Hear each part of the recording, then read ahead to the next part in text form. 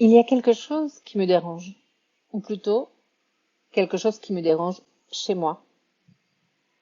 Depuis le début de ce podcast, je vous ai beaucoup parlé de crise, de charge mentale, de conflits, de comportements difficiles.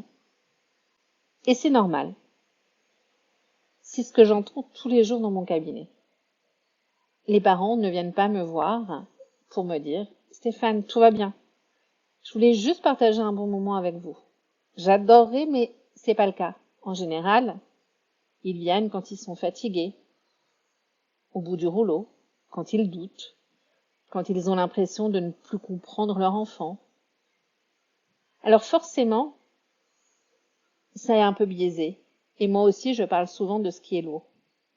Mais il y a quelque temps, une question s'est invitée dans ma tête. Une question qui finalement ne m'a plus jamais quittée. Est-ce que je ne suis pas, moi aussi, en train de raconter une parentalité incomplète? Une parentalité où on parle beaucoup des tempêtes, finalement, peu du reste. Parce qu'au fond, si on devient parent, ce n'est pas uniquement pour gérer les crises. Sinon, soyons honnêtes, personne ne signerait. Parfois, j'ai l'impression que devenir parent, c'est comme signer un contrat de 40 pages avec plein de petites lignes écrites en police 8. Et on est d'accord, les petites lignes, on les lit pas. Et bizarrement, le jour où l'enfant naît, par magie, ces lignes en police 8, elles passent toutes en police 24 et on ne voit plus qu'elles. Bienvenue dans l'Odyssée d'un parent d'aujourd'hui, le podcast où on regarde la parentalité autrement. Pas pour devenir un parent parfait, parce que très sincèrement, je crois que vous faites déjà du super boulot et que vous faites de votre mieux. Mais plutôt pour déplacer un peu le regard. Parce que parfois, il suffit de changer l'angle, l'endroit où on éclaire, pour découvrir une réalité complètement différente, ou juste l'image un peu dans son ensemble. Je m'appelle Stéphane, je suis coach parental et familial, sophrologue et maman de 3 enfants. Et aujourd'hui, j'ai envie qu'on parle des histoires que l'on raconte sur la parentalité. Parce que les histoires qu'on raconte ou qu'on se raconte finissent souvent par devenir celles auxquelles on croit. Vous avez remarqué? On dirait qu'en parentalité, chaque étape est annoncée comme une catastrophe imminente.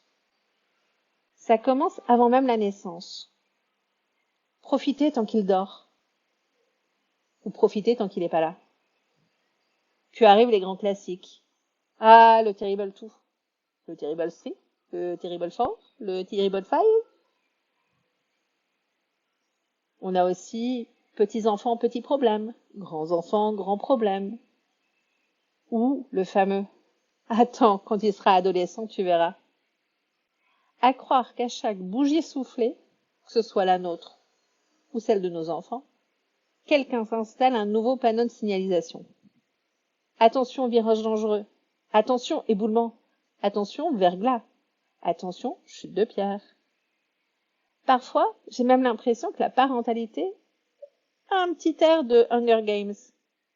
Puisse le sort vous être favorable. Le problème, ce ne sont pas ces phrases. Quoique, elles font aussi partie du problème. Le problème, c'est qu'à force de les entendre, on finit par attendre le pire.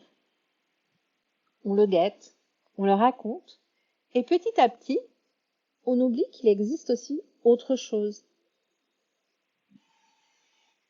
Alors je crois que moi aussi, de manière plus ou moins consciente, j'ai participé à ce récit.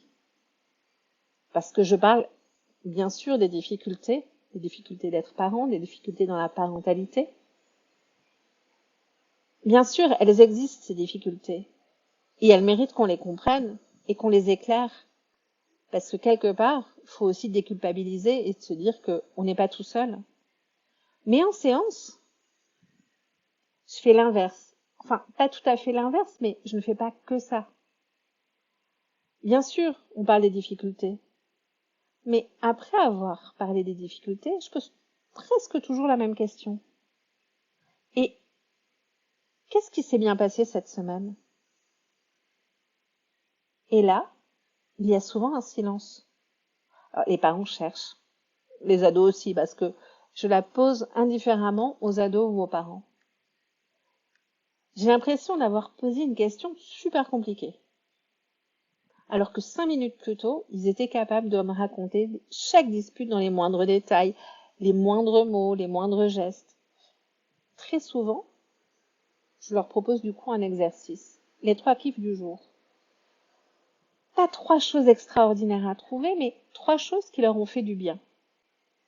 Alors, ça peut être une bonne note, ça c'est plus pour les ados, une jolie fleur aperçue sur le chemin, un rayon de soleil, un fou rire, une musique, le regard d'un copain, le sourire d'un inconnu.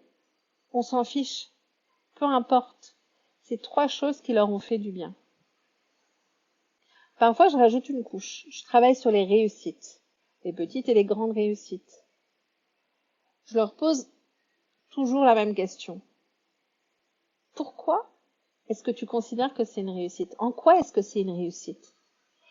Et surtout, qu'est-ce que tu as fait pour que ce soit une réussite? Qu'est-ce qui fait en fait que c'est une réussite pour toi et comment tu as fait pour que ça soit une réussite?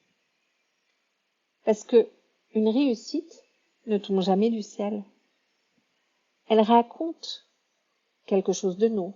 Elle raconte aussi un parcours, un chemin. Et un jour, je me suis demandé, finalement, pourquoi est-ce qu'on ne fait jamais ça avec la parentalité? Pourquoi est-ce qu'on ne se demande presque jamais quel a été notre bon moment aujourd'hui? Qu'est-ce qui a fonctionné? Qu'est-ce que j'ai bien fait aujourd'hui en tant que parent?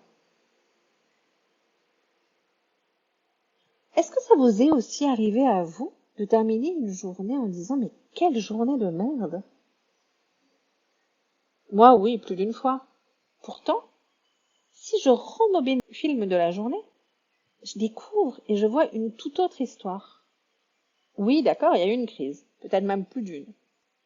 Mais il y a eu aussi ce câlin avant de partir. Oui, il y a aussi eu un refus, mais souvenez-vous de ce fou rire dans la voiture ou sur le chemin de l'école. Et cette petite main qui est venue chercher la vôtre. Ce dessin posé sur la table ou ce je t'aime lancé entre 2 portes. Ou alors cette discussion et ce partage avant de dormir. Tout ça a existé. Le problème, ce n'est pas que ces moments n'existent pas, c'est que ils s'effacent derrière le reste. C'est comme si on les gommait. Notre cerveau fonctionne comme ça.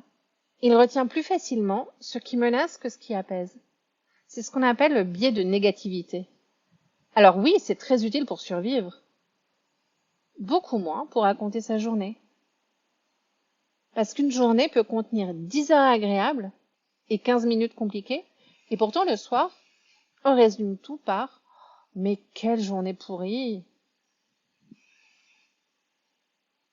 J'aime imaginer que notre cerveau, c'est un peu comme un régisseur de théâtre.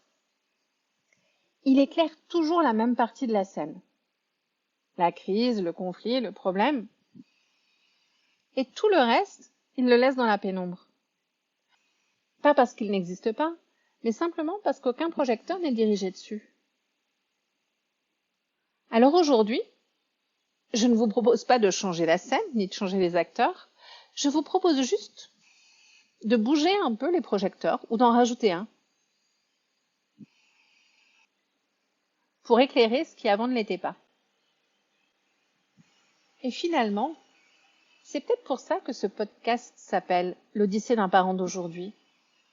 Quand on pense à l'Odyssée d'Ulysse, on se souvient du Cyclope, des sirènes, de Charybde, de Scylla, de Circé, des tempêtes, de Poséidon qui lui met des bâtons dans les roues.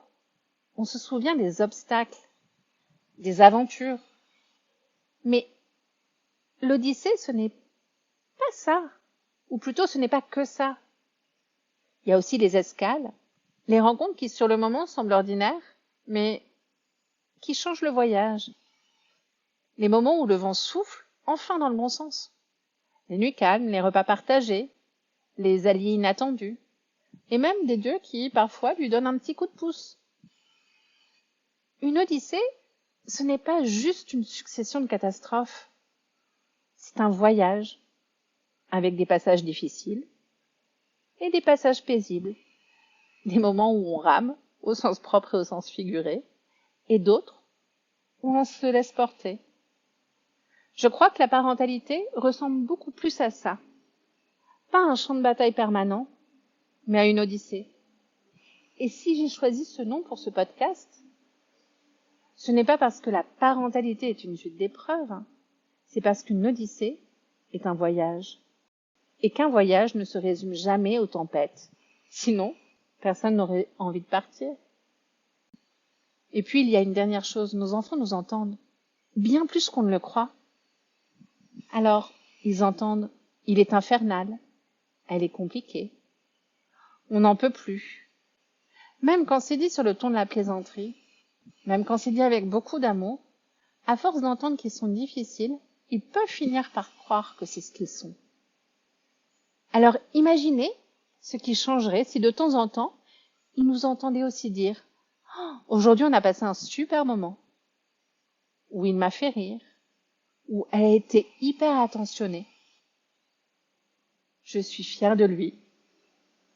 Pas pour raconter une histoire plus belle, parce que l'idée c'est pas non plus d'inventer quelque chose qui n'existe pas, mais simplement pour raconter toute l'histoire et éclairer les parties qui étaient dans l'ombre avant. Alors, je crois que je vais continuer à vous parler des difficultés, parce qu'elles existent, parce qu'elles font partie de la parentalité, parce que parfois on les sous-estime, et parce que parfois elles sont très pesantes. Alors, ces difficultés, elles méritent qu'on les comprenne. Mais j'ai aussi envie de raconter davantage les moments simples, les liens qui se tissent, les conversations qui font grandir, les silences confortables, les petites victoires, que ce soit les nôtres ou celles de nos enfants. Les jours où ça roule, parce que finalement, il y en a aussi. Et il n'y a pas de honte à dire que ça va bien. Parce que je n'ai pas envie de raconter une parentalité parfaite. J'ai juste envie de raconter une parentalité entière, une parentalité authentique.